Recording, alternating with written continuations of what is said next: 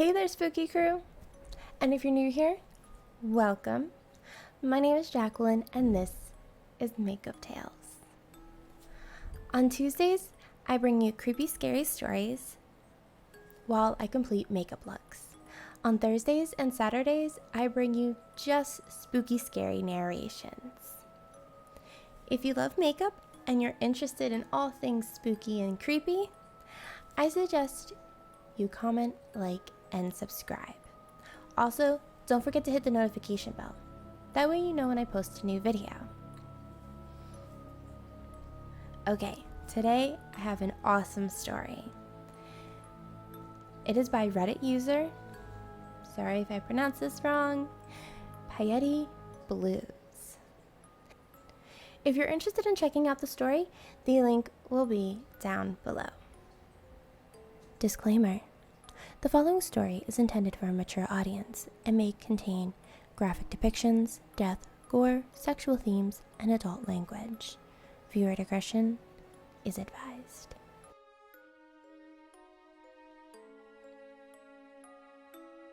This happened in my junior year of college, and I've never forgotten a moment of it since.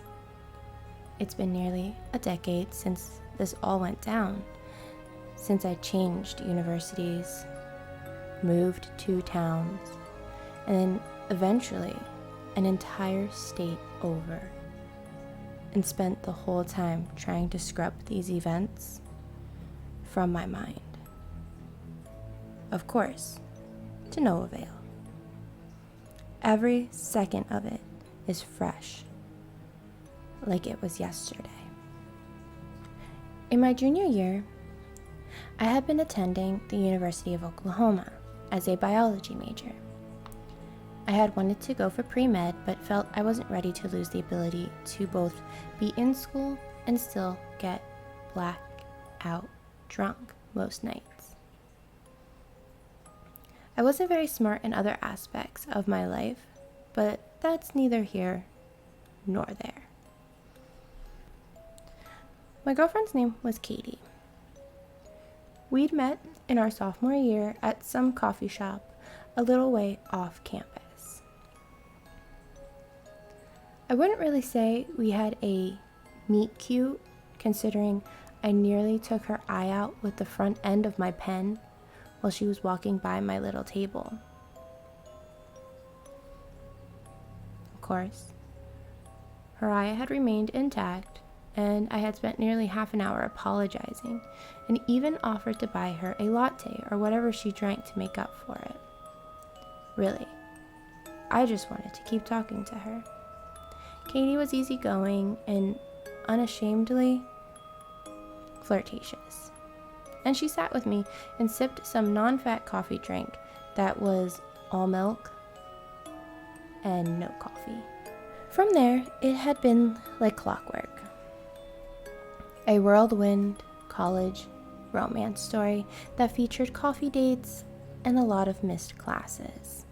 After almost a year together, Katie had moved in with me at my apartment and made it hers. I didn't mind, obviously.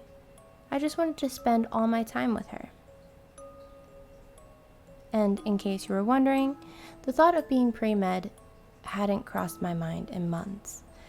In fact, I was slacking so hard in my studies that my scholarship was barely hanging on a thread. Katie was like no other girl I had ever met before, and believe me, I know that sounds like I'm a love-struck idiot that falls hard and fast for the first girl to give me any kind of attention. I swear. It wasn't like that. But in hindsight, I don't think I even knew what it was. I just knew Katie and I were meant to be together. I haven't told you what Katie looked like. Maybe it's because after all these years, I'm still too selfish to share her with anyone. She had this olive skin that put my own milky complexion to shame. I wasn't like an ugly guy. and dark hair that stopped at the small of her back. Always curly and smelling like peaches. She was intoxicating. But what I loved most about Katie were her eyes. They were a brilliant blue and shone in the dark.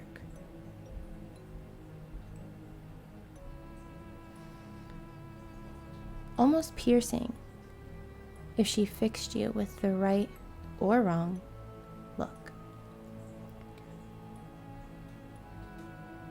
It was hard to take her seriously sometimes. During fights or arguments, when she looked at me with a glare meant to kill. All I saw was my Katie, ocean-eyed and beautiful. It wasn't until almost 8 months into our relationship that Katie let me in on her big secret. That she wore color contacts. She said she'd been afraid to tell me because of how much I loved her eyes, and because of how often I told her. I'd smile and told her she was ridiculous, of course. I loved her eyes, but they weren't that important in the grand scheme of things. I loved her because of who she was, how kind and warm she was. She lit up when I told her that I didn't care what color her eyes were, and she kissed me. Batted her colored eyes at me a few times, and then kissed me again. After that, I noticed that she would switch her contacts out a lot. Most days she was stuck with blue, but some days they were a gorgeous gemstone green or a sterling gray. She still looked gorgeous despite whatever color that she wore that day. And I always made sure to tell her. Her smile was always worth it. Katie refused to change her contacts or even take them out when I was in the room with her. I didn't really see what the big deal was, considering I was an avid contact wearer myself. Thank you, astigmatism. And was no stranger to people sticking their fingers in their eyes to take them out. Regardless, she still left the room whenever she changed her contacts or took them out before bed. As I said, it wasn't a big deal to me, but Katie told me that she just felt uncomfortable when people watched her fiddle with her contacts. Something about always dropping them or whatever when someone else was looking, whatever that meant. It wasn't until the start of senior year that I had seen Katie take her contacts out. We were still living in my apartment, and our relationship was as good as the day we met. I was actually browsing for engagement rings on my lunch breaks at work. The little boy fantasy of marrying a gorgeous woman unfolding in my brain. I couldn't help it though. I loved Katie, and I knew I wanted to spend the rest of my life with her. It helped that I knew she wouldn't say no. It had been a Thursday night, and I had gotten home from work. We'd had dinner together and watched some stupid movie on the TV, more enthralled with each other than the 3-star blockbuster they were showing. I had just gotten out of the shower and was making my way to our bedroom. The door was ajar, and I saw Katie on her side of the bed, opening up her contact case. I leaned against the doorframe, hidden from Katie, and couldn't help but smile to myself. There sat my gorgeously weird girlfriend, who I've seen naked, and who I've seen cry tears and snot before more times than I could count. Who was still too nervous to let me see her switch her contacts.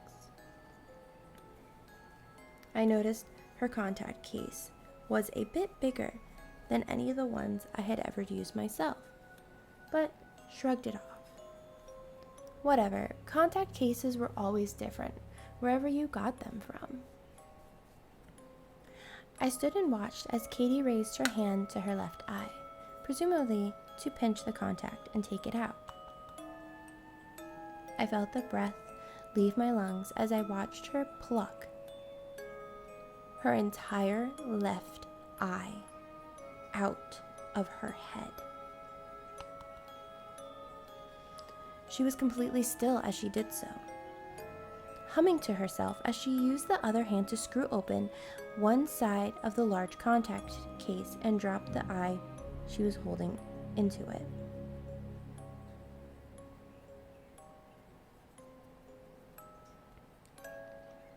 With her right eye still intact, she reached around behind her and pulled out another contact case. I realized these were the eyes she was going to put on instead. I watched her complete this process with ease, switching out her eyes and cleaning up any mess she left behind. She neatly put both contact cases in her bedside drawer and shut it. She blinked slowly a few times, like she was letting her new eyes adjust to her skull. I felt bile rising in my throat. I'm not sure how long I stood there, motionless. My eyes had glazed over at one point, and I was so sure that I couldn't have seen what I thought I had. There's no way that my girlfriend of 2 years, the woman I was planning on asking to marry me, had just plucked out both her eyes and put in a new set. When I felt like I could feel my feet again, I walked into our bedroom and sat down on my side of the bed, still wrapped in a towel from my shower. Katie was sitting up in bed underneath the covers reading a book. She smiled at me when I laid down next to her, raising her hand and stroking my hair a little. She asked me if I was ready to bed. I nodded. We turned the lights off, and before rolling off to our respective sides, she kissed me. She pulled away and looked at me with someone else's green eyes. The rest of that night went by in a flash. I didn't even bother sleeping. I waited until Katie was fast asleep and snoring softly before I quietly crept around to her side of the bed. I opened her bedside drawer and peeked in it. There were dozens of those contact cases, scattered next to empty wrappers and a water bottle. If this were any other kind of situation, I would have made fun of her for how much of a slob she was. I grabbed a handful of cases and crept to the bathroom. I locked the door behind me and sat down on the closed toilet seat. I didn't know how badly my hands are shaking until I brought one of the cases closer to my face. I unscrewed the cap. An eyeball looked back at me. It was bobbing in some kind of clear liquid solution that stank of chemicals. I wondered, briefly, what kind of chemical was necessary to keep eyes fresh, keep them on ice. I left that night. I put Katie's cases back and packed a bag. Clothes, charger, my wallet, even my passport. I didn't know where I was going yet, but I knew I couldn't come back there.